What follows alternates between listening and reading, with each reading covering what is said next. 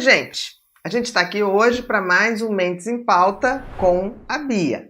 O tema de hoje é autismo, um tema que vocês pediram muito, de forma repetida. Então a gente vai dividir em 3 etapas, porque a gente vai dar a ideia central do autismo e as suas alterações principais, tá bom? A gente começa agora o tema autismo. Mas antes, não se esquece, se inscreve no canal, deixa o seu like, deixa suas sugestões, porque a gente faz esses vídeos em cima dos pedidos que vocês nos fazem, tá bom? Vamos lá, gente. Autismo. O que é autismo? Um transtorno global de desenvolvimento infantil, neurobiológico e genético. O que a gente quer dizer com isso, gente? Que começa a aparecer sempre na infância, ou seja, ninguém vira autista adulto. Então é um transtorno que já vem no desenvolvimento infantil, neurobiológico, porque tem alterações bioquímicas da estrutura cerebral, e genético, ou seja, tem uma carga genética. Isso é super importante que a gente entenda que se tiver histórico na família de autismo, seja de um lado, seja de outro, a gente também tem que observar. Porque às vezes você tem um filho com autismo muito grave, mas ao mesmo tempo tem uma história de autismo na família que é um pouco mais leve. E isso aí tem variações. Por exemplo, na época que tinha parto a fórceps, eu tive um paciente que ele tinha um autismo moderado e aí todo mundo dizia que não tinha nada na família. E aí quando eu conheci o pai dele, o pai era um Asperger, que é um tipo de autismo sem muitas alterações cognitivas ou zero alteração cognitiva e que eu via que a genética vinha dali. Pelo fato dele ter feito um parto a fórceps, a gente entendeu que aquilo pode ter contribuído para essa manifestação do autismo ter sido um pouco mais visível, com mais disfunções. Então, se manifesta sempre antes dos 3 anos de idade e se prolonga por toda a vida. Isso é super importante, gente. O autismo, os sintomas são antes dos 3 anos de idade e se prolonga. O que a gente vai fazer é modular para melhorar isso. Caracteriza-se pela seguinte tríade de sintomas: disfunções sociais, ou seja, habilidade de interações sociais, comprometimentos na comunicação, tanto verbal como não verbal, ou na linguagem, e disfunções comportamentais. É importante que a gente entenda que nessa tríade, tá? A coisa mais importante, ou seja, a condição sine qua non para a gente ter um diagnóstico de autismo é alteração na área social, nas interações sociais. Então, isso é super importante para ser a base do nosso diagnóstico.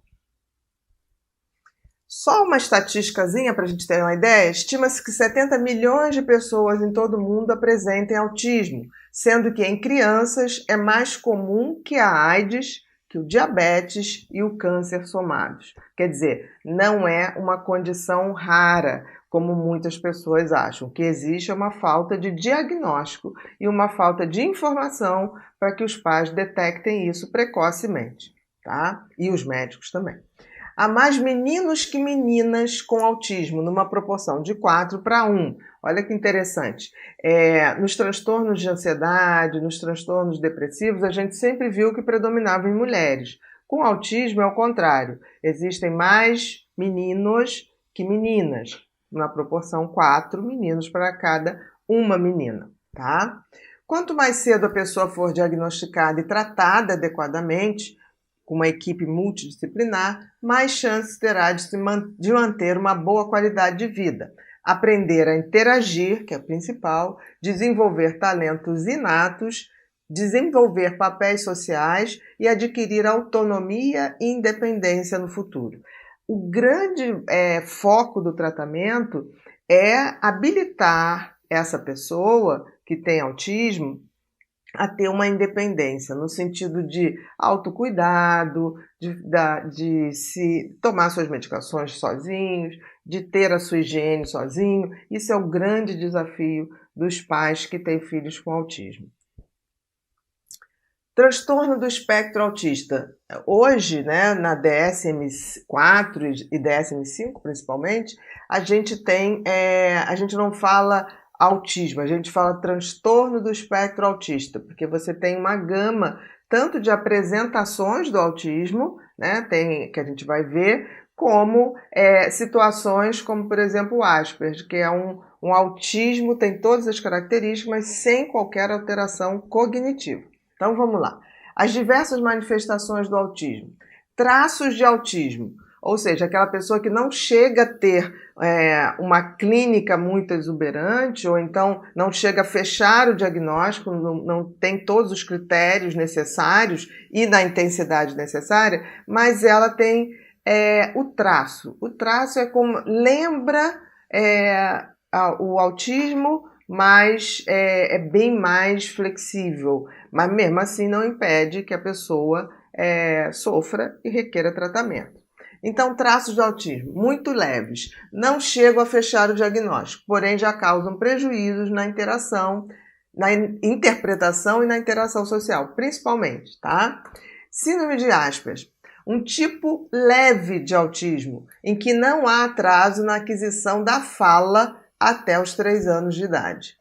São inteligentes, não há retardo mental, ou seja, déficits cognitivos, realizam tarefas sozinhos, mas têm dificuldade na interação social e de entender o que o outro está sentindo. Têm interesses restritos e são muito bons no que fazem, hiperfocados.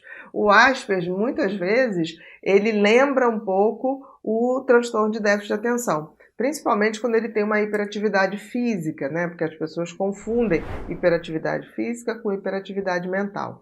Então ele tem hiperatividade física, muitas vezes, ele tem um hiperfoco, ou seja, o Asperger é muito dado a ter um talento específico e ser muito hiperfocado em determinados assuntos ou em determinadas ações. Por isso se faz confusão. Mas quando você examina direitinho, você vê que no Asperger existe a questão da interação social, que é muito difícil. E no caso do TDAH, não. O TDAH interage socialmente. Ele pode cometer gafes no sentido da distração, mas ele não tem essa dificuldade de olhar no olho, de manter uma conversa. Então existiam escolas, e existe ainda, que comparavam o TDAH, principalmente desatentivo puro, como se fosse um tipo de autismo. Mas a gente até hoje ainda não conseguiu provar isso, mas tem quadros que realmente ali no desatentivo puro pode ficar numa dúvida diagnóstica que tem que ser bem estabelecida, tá? Então, o Asperger é muito interessante porque, assim, ele é muito autodidata, geralmente ele aprende sozinho a ler, a escrever, ele não tem nenhum déficit cognitivo, mas na interação você sente aquela falta de habilidade de entender o que o outro está falando, de sacar se o outro está de saco cheio de um assunto, então ele fica um pouco como uma pessoa inadequada, ou uma pessoa que não ouve o outro adequadamente, entendeu? Muito bem. 3, autismo de alto funcionamento, tá? Antigamente se chamava o Asperger de alto funcionamento, mas tá errado, gente. O autismo de alto funcionamento ou performance é parecido com o Asperger, mas há um atraso na aquisição da fala, ali até os 3 anos, que não acontece no Asperger. Devido à semelhança, o DSM-5 igualou os dois. Mas eu não gosto de igualar, não, porque o autismo de alta performance, em geral, ele tem um talento muito específico em que ele é muito bom. Então, seria o caso do cara com autismo que ajudou a criar o mapeamento do Google, né? Porque ele tinha uma capacidade extraordinária, ele tem autismo, de, ao estar do alto, olhar uma cidade e localizar aquele mapa perfeitamente, como se fosse um satélite. Então, esse autismo de alta performance, ele tem esse talento extraordinário em alguma coisa, mas é extraordinário mesmo, só que ele tem todos os sintomas de autismo, mas ele não tem, ele tem o atraso da fala, que o Asperger não tem, tá bom, gente? Então, assim, é como se fosse um Asperger, mas um Asperger genial em algo. A gente chama isso de alta performance. igualou, mas tem uma diferença, porque o Asperger não tem o atraso da fala e o autismo de alta performance tem o atraso da fala, tá?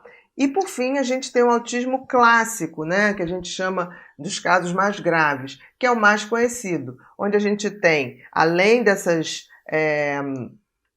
dificuldade extraordinária de relação com o outro, um retardo mental grande, o que agrava mais ainda o entendimento ou o processo de socialização, dificuldade extrema de comunicação e contato visual. Então, são crianças que têm muita dificuldade no contato de olho a olho, de toque, se expressam muito mal, não sabem dizer o que querem, são muito dependentes, né? Dificuldade extrema de comunicação e contato visual. E muitos movimentos estereotipados. Então, é aquele autismo clássico que repete as coisas, que balança muito as pernas, que tem movimentos estereotipados. Então, é um quadro que fica muito claro para todo mundo. Tá bom? A gente vai ficando aqui. Hoje a gente falou da definição do que é autismo e a gente vai vir com os outros vídeos detalhando essa tríade, né? Das questões sociais, das questões de linguagem e das questões comportamentais. Tá bom? Muito obrigada e até a próxima.